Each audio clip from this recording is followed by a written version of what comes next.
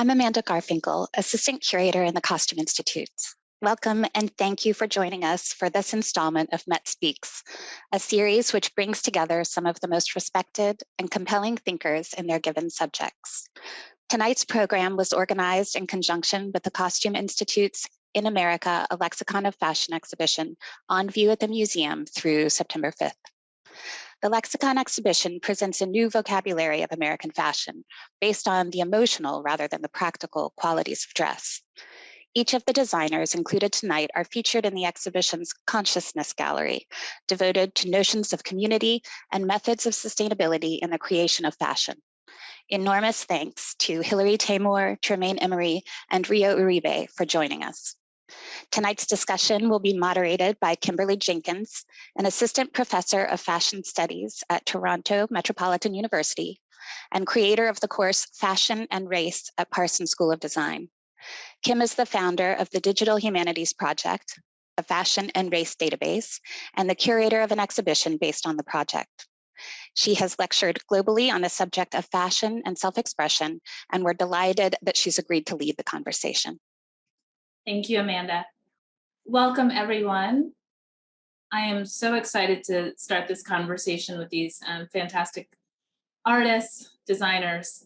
So I'm going to share the screen here to introduce you to each one of them first. With us, we have Taymour, designer and creator of Collina and Strada. Collina Strada is a platform for social issues and awareness created by Taymour, whose main concern is staying true to her craft while also becoming fully sustainable and radically transparent brand in the near future. Based and manufactured in New York, the brand's core signature transcends trends. Taymour offers easy-to-wear clothes imbued with a fearlessly fluid attitude, reinventing classics and unexpected details. Collina Strada embodies humor and youth. The brand DNA is now firmly cemented in the ability to look inward, even when we're loud and expressive on the outside. Season after season, our goal remains the same: to encourage self-reflection through clothing. How can you be the best version of yourself today? We are in a crucial state of change right now, and the more we do, the more we can impact others to action. Tremaine Emory was born in Atlanta, Georgia, and raised in Queens, New York. The founder and creative of Denim Tears, Emory is a storyteller with a penchant for fashion, music, and culture. Producing radio shows, podcasts, and envisioning crossovers between contemporary art and creative outlets under No Vacancy Inn, Emory works as a leader of the cultural provocateur, who's worked with the likes of Stussy, Tom Sachs, Kanye West, Frank Ocean, Andre 3000, Theaster Gates, Serge Becker, Converse, Hank Willis Thomas, and the late Virgil Abloh. Tremaine is acutely in tune with the worlds of fashion, culture, and art, and the new gen talents emerging from each. American 80s baby born to teenage immigrants is how Gypsy sport designer Rio Uribe describes himself. Uribe's family moved from a lot, mainly between Los Angeles and Mexico. Science, travel, and fashion were always the designer's favorite subjects. After graduating high school, he studied business and arts at a community college. In 2005, with just 2 years of retail experience, Uribe moved to New York with dreams of becoming a designer. In 2006, he landed a merchandising job for Balenciaga, at the time held by Nicolas Ghesquière. Uribe was in charge of handling collection samples. For 6 years, he studied each garment like a piece of fine art, he said. He resigned in 2012 and set out to become a designer. Uribe launched Gypsy Sport in 2012. And now I would like to introduce you to Hilary, Tremaine, and Rio.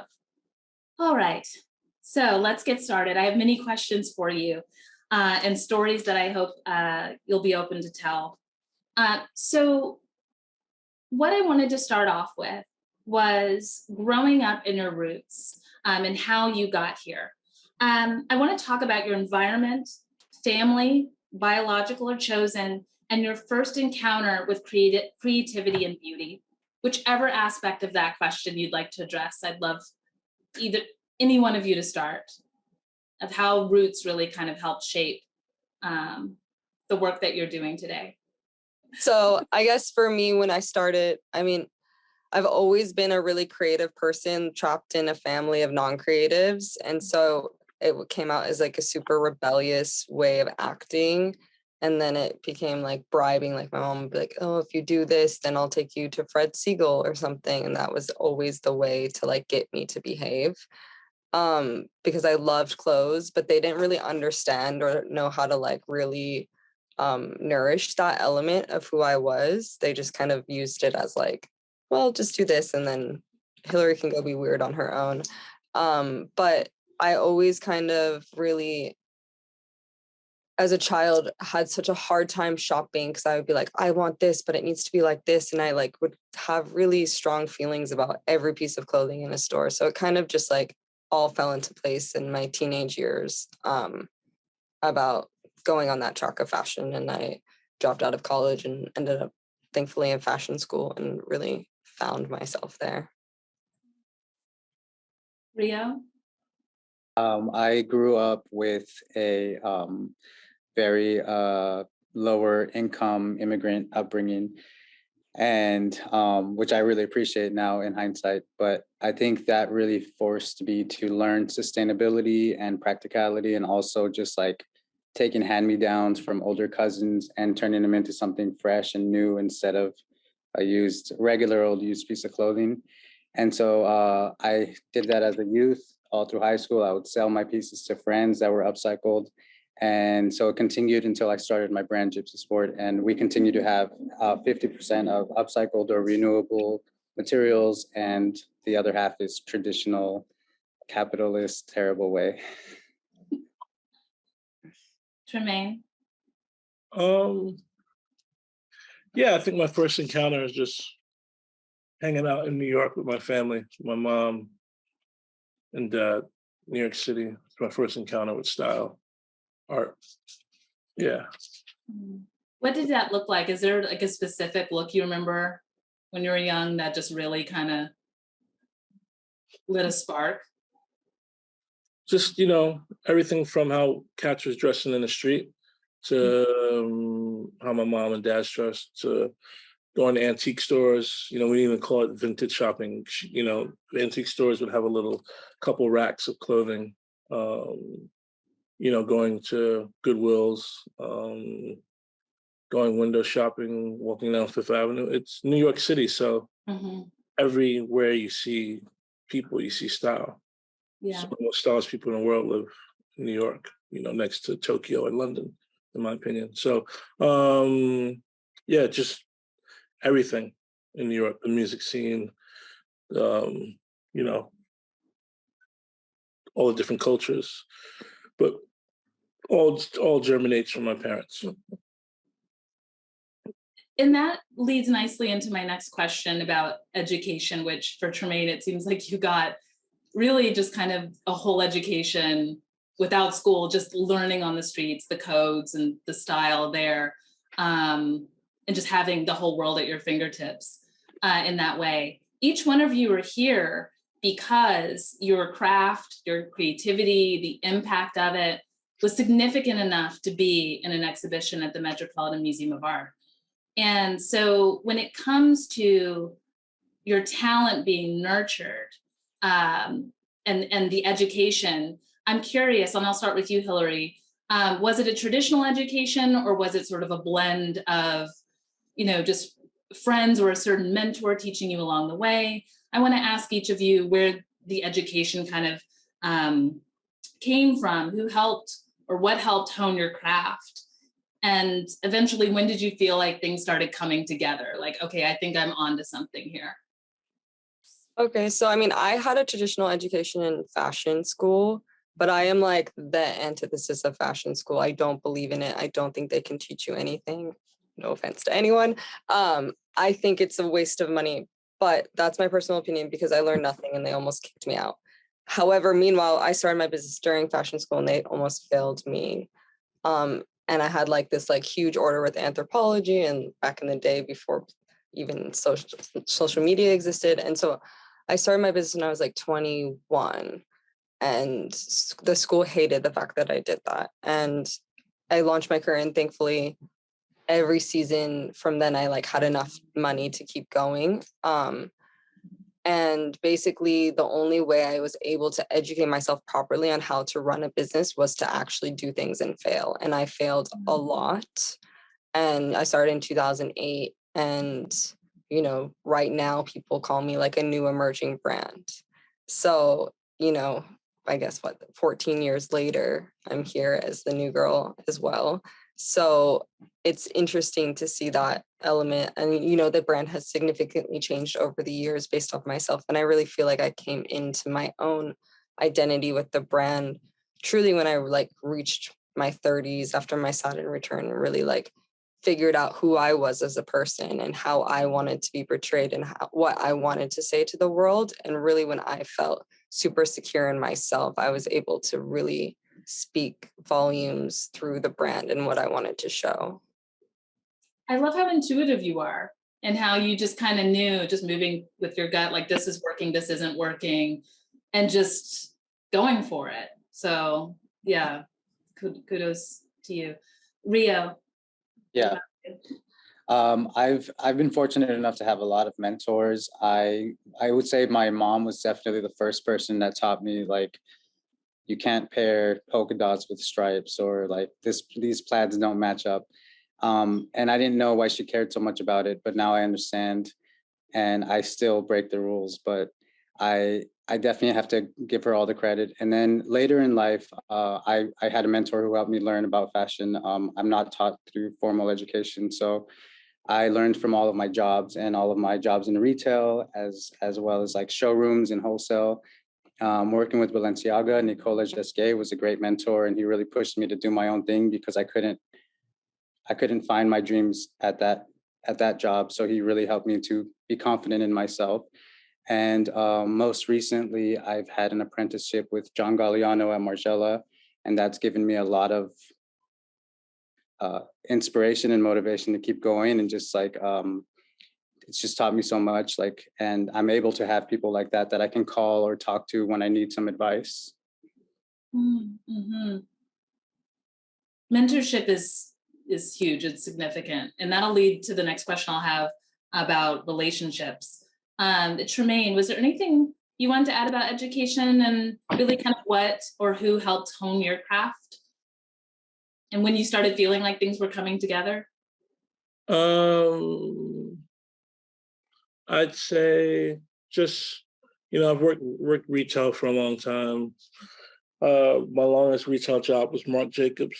Started there as a stock guy, left as an assistant manager. I learned a lot from working there. I just always been into style though, and clothing. So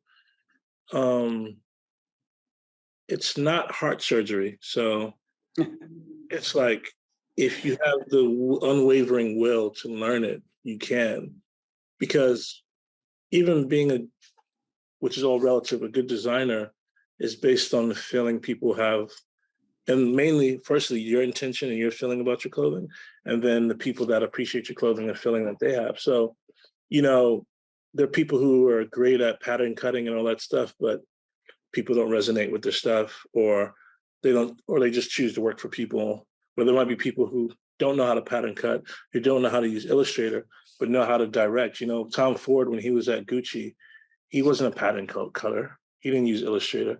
He's a creative director. He was considered, and as a designer, he would have his mood boards, give his references, find vintage, and show people. So there's a lot of ways to skin the cat. But I say all that to say this: my education was hanging around the things I love, going to museums, hanging out at the store called Union, working with Stussy, working with Ye, working with, you know, even things that had nothing to do with clothing, you know, working for my mentor, Serge Becker, in nightlife.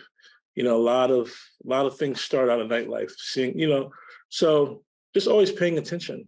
paying attention, whether it's paying attention to how a film looks, to the descriptions of clothing or a feeling or a scene or a culture in books and documentaries, to really understanding how to socialize the idea through clothing,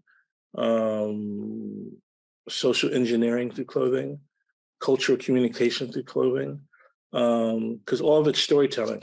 Whether you write a book or make clothing, you're telling a story. And the story could be an arbitrary thing or a super deep thing. So this is just stuff I learned by paying attention and hanging around people that cared around the same things that I do. I mean, to be honest, fashion is even my number one thing. My number one thing is people, and humans wear clothes. So I think that's kind of just paying attention to people and what they wear for so many years and being obsessed with style, not fashion, but style. And yeah, my time at Marc Jacobs, my time working in nightlife, my time with my head in the books, my time I spent watching films, studying certain designers that I like, and my time working with Stussy, from starting out as someone who contributed ideas and references to my last position as art director at large. My time with Ye, still learning now with Supreme and with my own brands, No Vacancy Inn and Denim Tears. So it's just been an education through living. I never went to fashion school. I didn't know fashion school existed when I was in high school. I didn't know what Central St. Martin's was or Parsons or any of that, so. Mm-hmm. And I'm so glad that you mentioned people, because that's the next thing I want to talk about, which is really the heart of all of this, your community, the people around you, the personnel who you work with, to make the images behind your work happen, how to materialize these things. So the people who support you, the people who, who is your muse, who is your number one supporter. So I'll start with you again, Hillary. What are some of the most critical relationships that you established when you began your journey as a creative? Who are some of those people kind of along the way that really helped you along, and maybe even some people who you hold dear and just kind of hold on to right now to make Collina Strada so successful? Yeah, I mean, when you're starting out, you're a super small brand, so really you rely on literally everyone around you, your friends, your family, your partner, your friends, anyone who you can ask for help, you do, and you have to utilize that as much as you can. When I first started out, Charlie Engman, like, we've met on Craigslist, and then we worked together in this, like, really, he was my intern, and then we shot our first lookbook together, and then the lookbook got like so much attention that he got hired and started being this famous fashion photographer.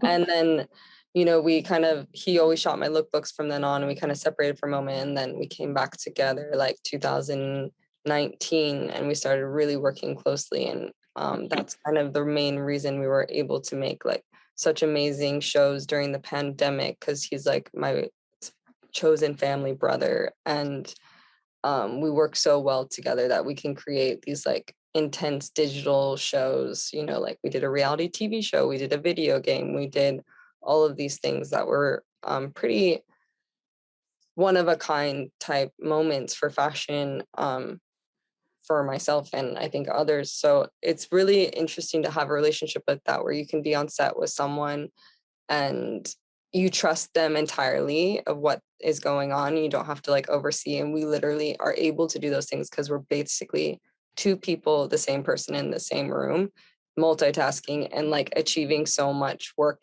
in such a small amount of time. So it's like insane the amount of work we achieve. And like we shot a reality TV show in 2 days. And like just doing these things that, is kind of like, my producer's like, that's impossible. And I'm like, it's fine, we can do it. And then we always are able to achieve these things because we work so well together. And it's always so important to have someone that's close to you that you completely trust in the room. If you're the only person you trust in the room, it's never going to work. You're only as strong as the weakest link in your team.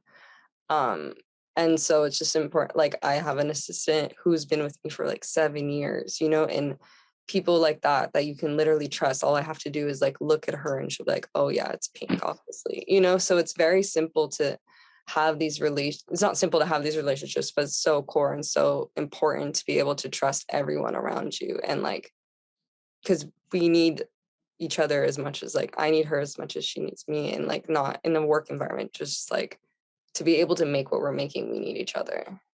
And that's so rare. I mean, yeah, you're very lucky to have that and to cultivate that and to keep that. So yeah, that's beautiful. You're very lucky. Rio, how about you? Who are the key people? The key people I would say was Mr. Tai, who owns one of the oldest factories in New York, really supported me and helped me create 3 to 4 of my first collections just for free and as support. And he's just was pivotal in my beginning. And I also have to agree with everything that Hillary said, like friends, family, partners, side boothings, like anybody who's willing to lend a hand and help cut a pattern or shoot a photo campaign for you or whatever, what have you, that has really like made everything possible. And I always have to go back and thank those friends. And I would say, yeah, I can't name them all, but so many friends and family have really contributed in ways that you didn't know they could hand sew, or you didn't know that they could actually hold a microphone. But, you know, when you're like, you know, just working with community and friends, it's, I think when people want to see you succeed, you want to see them succeed as well. And it's a very like mutual love and respect. Tremaine, who are some of the key people along the way and even today who kind of hold you together and make Denim Tears, you know, success? My mom, my dad, basically my immediate family, New York and Harlem, Georgia. A-side, Rock, some of the people, you know, Virgil, Frank, yeah, several people who've helped me in, you know, confidants, whether it just be talking about life or supported me through tough times. And then, you know, my team at Denim Tears currently, you know, all the people that work with me at Denim Tears, the team I worked with at Stussy, every single person I worked with at Stussy, team I work with currently at Supreme. Yeah.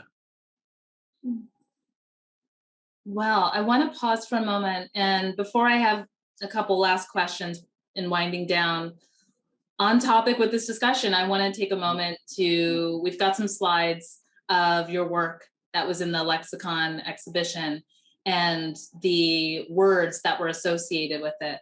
So I'm going to throw up these images, starting with yours, Hillary, and just you just kind of describing kind of the look that you designed, the materials we're seeing.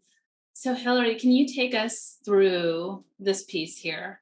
Okay, so this is one of our gowns that we've been working on, where it's like kind of a bodysuit gown and it like snaps in the crotch and it like tries to hold a shape. And I just use this dead stock lace that I found in LA. Well, I guess it's not really a lace, it's more like a knit. And I just wanted to look like this big couch, essentially like a 70s grandma couch. And then this is a photo of a GIF of our Animorphs collection where we had people turning into animals, like the book Animorphs, and we used the original Animorph guy to help create these images, and as well as Freaka Tat and Charlie Engman. And so, yeah, this piece was just, I don't know, it was really special. I thought it looked really fun. Like, it's so unexpected in this fabric, but it's still like a black tie event, essentially. It's great. And this piece. So this piece is Hopefulness. This actually was my favorite, well, like my kind of coming of age runway show, I guess you could say, where people really started to take notice of the brand, like truly. And I was all about like using reusable water bottles and using reusable Tupperware. And so like this model was eating lettuce on the runway. And this is a dead stock lace I also found in LA. And yeah, it's just one of my favorite pieces. I think Hunter Schafer wore it in Paper Magazine. I think a bunch of celebrities wore it for lots of looks. It was like one of my most pooled items, the fact that we had to make like 3 of them. And the 2 words that these pieces, the 2 words chosen for this in the exhibition to describe your work was dedication and hopefulness. In what ways would you say your work does embody dedication and hopefulness? Well, dedication is real. I have to work every single day for the rest of my life, and I love it. It's very like my work is nonstop. You know, you're always, whether or not you're in the office, it's always an email, it's always a text, and that's just kind of the life as a creative director and the role of the positions that we have. And you know, you can have so many people, but at the end of the day, you have to dedicate your life to this, which is honestly a privilege. And hopefulness is just to like, I mean, this show was super hopeful for me because it was a really turning point in my career where it like actually gave me hopefulness to move forward and be like, I feel good in myself and what we're trying to say as a brand. I feel positive and I feel inspired to continue on, and like people are finally catching on. It just felt like a really great moment for the whole team. Tremaine, let's start with this one. The words associated with your work was consciousness and affirmation.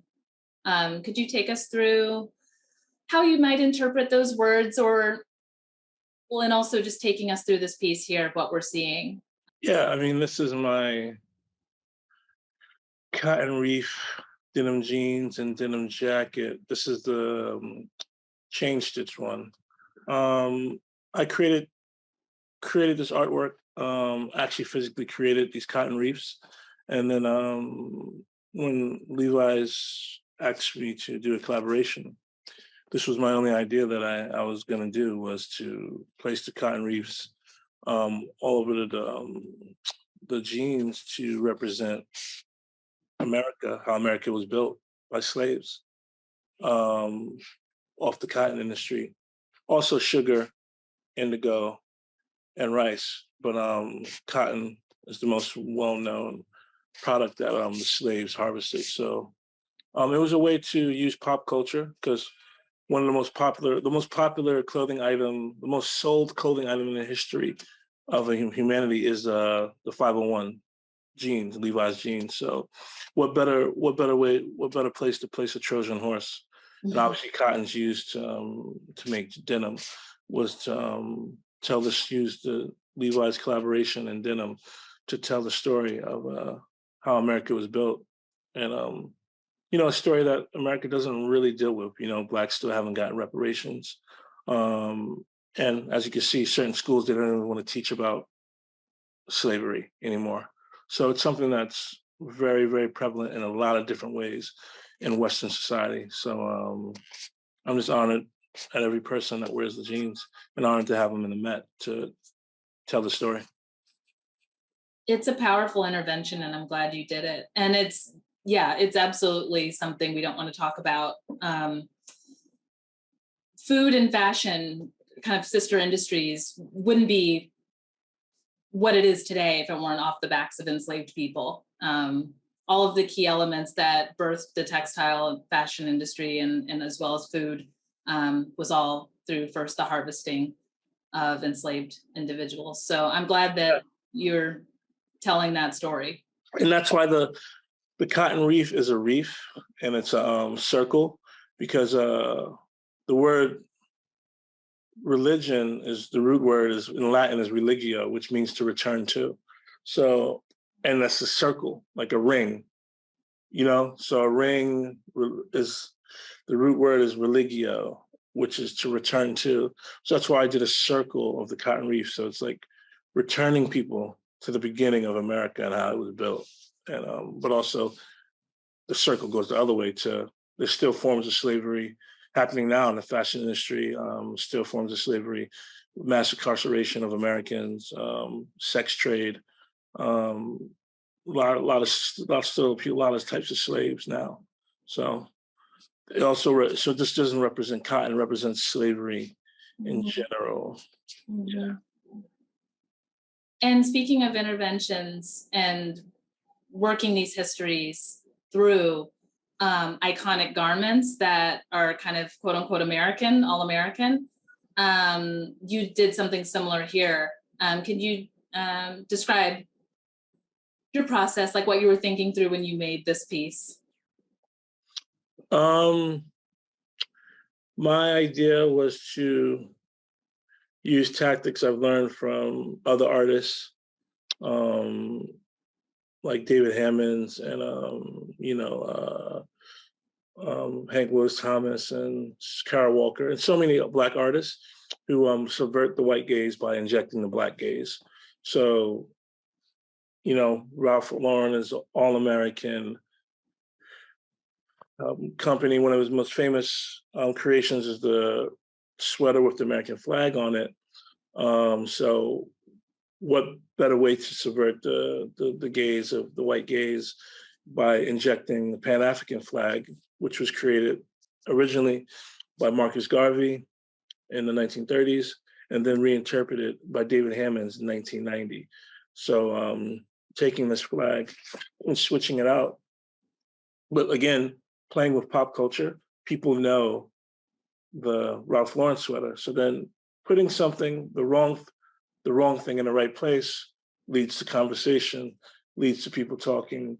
And also I think I think it looks great. I think it looks cool. So that was the whole idea.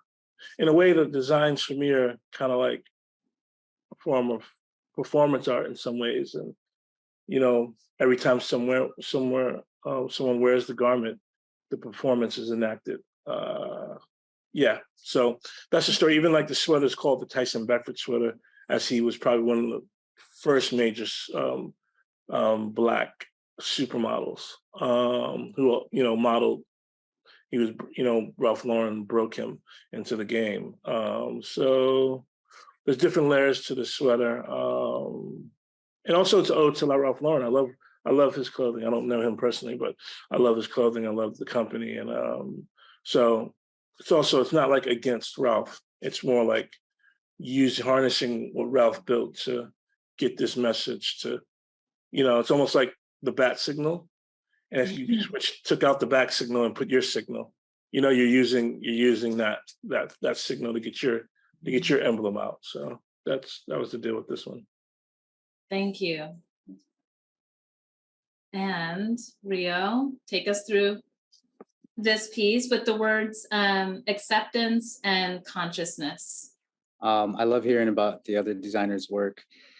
I was just loving how you touched on so many deep things, Tremaine. So this is a piece that I did in collaboration with Gerard and Kelly, who are choreographers and artists in their own. And they had a show called Pole, where they were casting dancers from the subways and the metros down in underground New York, and taking them to museums in Paris and in New York as well. And so they invited me along to design some of the costumes for that. Wow. This is one of them. And I loved that they were taking people from, an underground culture of performance and art and bringing them to a better place. And so I really wanted to take something just as regal and just as, revered as the American flag, and upcycle it so that it was not, a new processed garment, but also to give it some sense of emergency or SOS, like kind of things are not as pretty as they might seem. And, we're hanging on by a thread kind of, but there's still a lot of hope and there's still a lot of energy to make change. So that's what inspired this entire look. And I just wanted all of the stripes to fly around while he was dancing. The dancer's name is 40. He's a really cool friend of mine. And so I really wanted him to have like a lot of things swirling around him. And that's kind of how America felt at that time. That was in 2019. And that's the look. It's called our Stars and Stripes outfit. That's the acceptance look. And I honestly was just super honored and still honored to have that look on display, where it is, the way it is.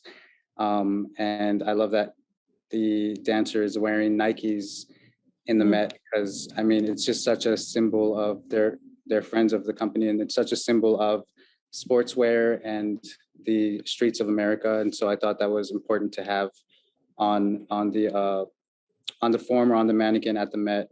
In the original show, he was wearing Air Force Ones, but for the Met exhibition, it matched better and it kind of touched on my LA heritage. So we used Nike Cortez. And so, yeah, that's pretty much all I remember about that look. And then this one. Yeah, moving on to the dress from Consciousness. That was a later addition to the Met.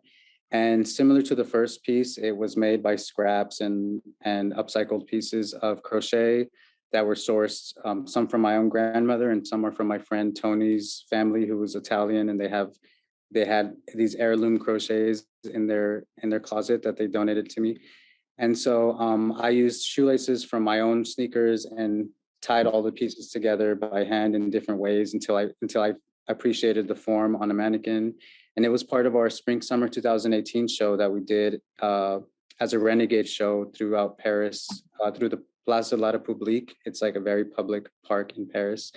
And I'm so happy to have this at the Met, because it's a lot of our crochet pieces are usually like layered and kind of forgotten, and we don't sell them very well. So I'm just so happy that these pieces are almost 100 years old, these crochet pieces, and from Italy and from Mexico, and now they're in the Met on, at one of the biggest exhibitions in the world. Thank each of you for those taking us behind the scenes of those pieces.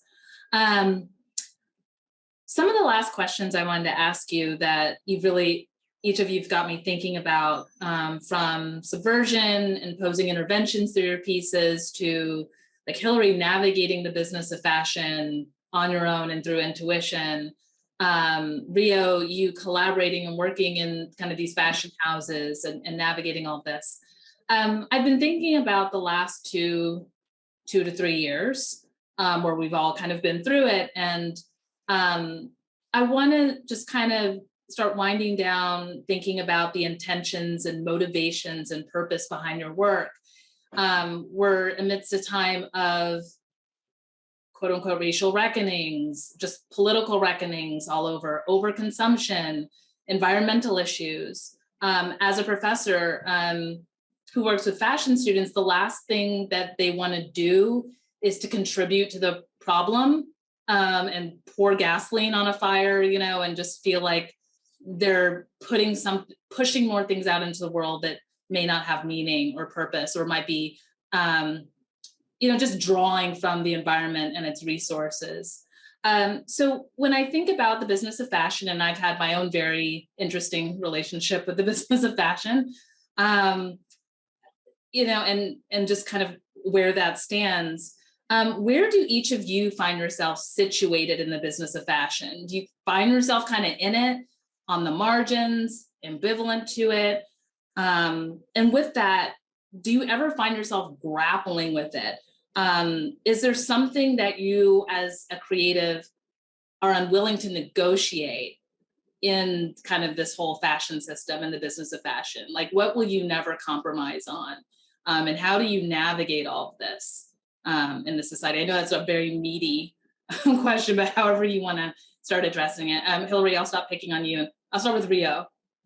Oh, great. Yeah, that's a very meaty question. I think for me, it's always an internal dialogue that just doesn't stop about, like I think Tremaine said earlier, it's not heart surgery. So is this really what I should be doing with my life on this planet, my short, however many years? I do question, is fashion even worth time and energy? Because it's pretty corrupt. There is a lot of terrible things happening behind the scenes in fashion industry. But I always truly love style and the way people dress themselves and the way people choose to decorate their bodies. And knowing that I have the potential to make some change in the industry with sustainability or inclusion of different body types, or just in whatever positive ways I can, that's what kind of keeps me going and keeps me going. And I've put in over 10 years into this, so I'm not stopping or giving up now. but it is challenging. It is a struggle, and I think that there are lots of different types of people in the fashion industry, as many as you can think of. So I think it's all of our responsibility to make this place what we want it to be. So that's the way I approach designing. Well, Tremaine? Yeah, anything you do in a capitalist society, there's compromise. So yeah, I guess that is a good question. What are you willing not to compromise on? But you will compromise on something. So I'm not willing to compromise on my intention. So that's what I base all my practice. I don't like to get too highfalutin with wordings, but yeah, my art practices, I focus on my intention, whether it's making a cotton reef, having something fabricated, a assemblage, or making clothing garments. So main thing is I focus on my intention that I have when making the thing and putting it into the world. The rest of it's kind of out of my control. I can focus on the type of people I hire, type of people I want to give opportunities to, or work with or collaborate with, and that's it. Rest of it's kind of out of my control. So I just try to focus on my intention. Yeah. Okay. Thank you. Hillary? Okay, so the business of fashion is a tricky one, I think, for everyone, obviously. It is obviously a huge pollutant, and it's, my purpose here and to continue in this business is to just like be the light or be a voice for reason and change, and just try to do what I do best, and trend set that so others can follow our lead, because we're all everyone knows obviously doing amazing things, but we're here to trend set the next generation to also take what we've done and push it even further and just continue on with that. And I just want to be like, oh, if she can do it, I can do it. And, just kind of really allow the younger and next generation to push what we're doing even more. And it's capitalism. We're doing a job, but you have to be like, okay, we're giving these people jobs and these people who love art and everyone, and it's a family and a community, and creating a safe space for people that might not have a safe space in another industry. And so I just really like to focus on the good of what we're doing, and hopefully, find common ground and change. And really, I've seen so much change in the last 3 years, even with Vogue and all these people who everyone's finally being like, yes, this is the change we need, and let's push these people who are doing the real change, and that's amazing. And we need to keep doing that and going forward and pushing that positivity through, and not cutting out the rest, and I think it's really a positive moment in fashion right now, because anything goes and people are really responsive to what we've been doing lately, and it hasn't always been that way, and it's really exciting to see. And I'm hopeful for the future. Well, thank you. We have a few questions. One question that came through is there or will there ever be a way to define American fashion? Yeah, I think American fashion's defined with whatever's going on with the people. I think through through looking at the Lexicon of Fashion, through the designer, from everyone that's on this call, to Beastroy, ERL, Telflar, you see different parts of what's going on in America, and that's what defines it. It's like a mirror. The plight, the plight and the glory of being an American. That's what defines it. Yeah. Well, Hillary, I actually want to gear this question to you. What changes would you like to see from the fashion industry? Okay, how long do I have? How much time you got? I think ultimately I just would like to see bigger corporations have laws in place in general to be like, this is how much production we can actually make, and this is where we make profits. I think the biggest problem with the fashion industry when it comes to pollution is the fact that they have to constantly make bigger numbers every season, and they're overproducing product, and it's just such a waste, and they're going to landfills. And I think we need to learn how to, or figure out how to put laws in place to cap production levels for huge corporations. That's the dream. That would be ideal. Rio, I think this is a really great question for you. What would you say is the most challenging aspect of the fashion industry, and what piece of advice would you give to someone who's just getting started? Someone who's just getting started, I would say don't give up, because I think that's 50% of the battle. And sorry, what was the first part of the question? What would you say is the most challenging aspect of the fashion industry? Oh, the most challenging aspect. I think for me, it's usually been being a person of color who doesn't specifically look or dress the part of a designer. And I think that's always been a challenge in an industry that's based on aesthetics, so much on aesthetics. And there's also a lot of like elitism and classism in the fashion industry that I think is kind of dying out literally, but we are changing it as we grow as designers, everyone on this panel and everyone who shops consciously and follows and supports, cool brands, conscious brands. And yeah, I think that's my answer. Excellent. Well, we just have a few minutes left. So any last remarks from you? Anything that we should know that you're working on that we should look out for? Just anything that you'd like to leave us with. Like anything coming up, or any last remarks or things that you were thinking about. Are you guys showing at Fashion Week in New York or anytime soon? Yeah. Yeah, September.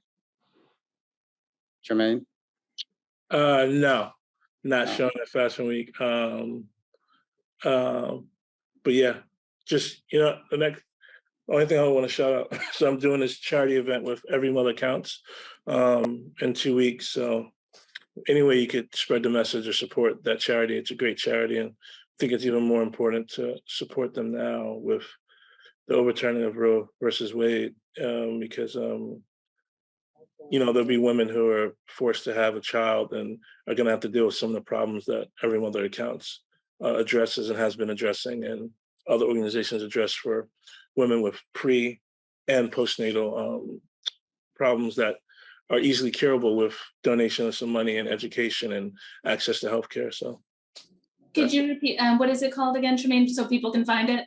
Every Mother Counts. It's a charity that helps out women with postnatal and prenatal problems that endanger their lives and the lives of the baby.